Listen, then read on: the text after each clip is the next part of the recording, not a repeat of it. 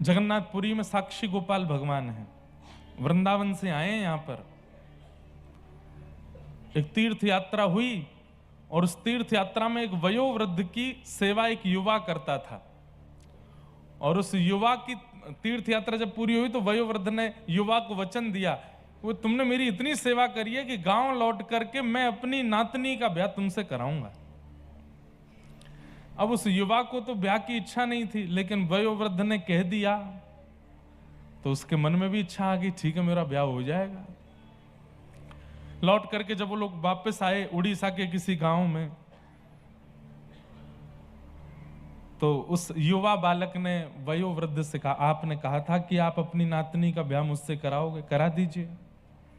हाँ हाँ मैं घर पे बात कर। अब घर पे जैसी बात की तो घर के सदस्यों ने सबने उस व्यक्ति को, अरे वो तो कुछ कमाता नहीं, वो तो ऐसे ही पड़ा रहता है, उससे अपनी बेटी का ब्याह करेंगे, ये करेंगे, वो सब ने मना कर दिया। तो बेचारे वृद्ध जो थे वो संकोच में आ गए, अब मैं क्या करूं, मैं तो उसको वचन दे चुका हूं।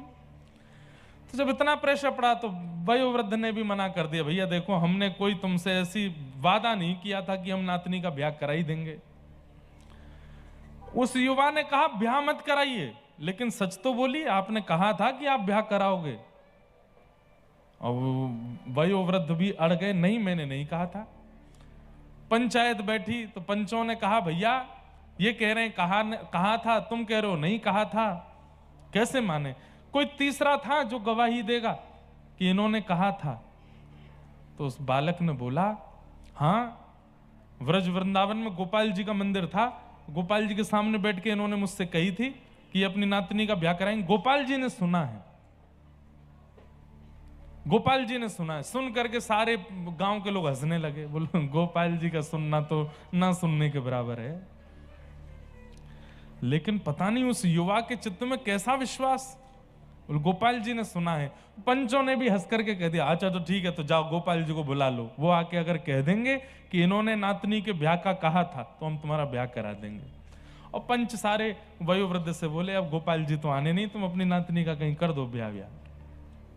वो बालक बोला, मैं आज ही निकल रहा हूं वृंदावन।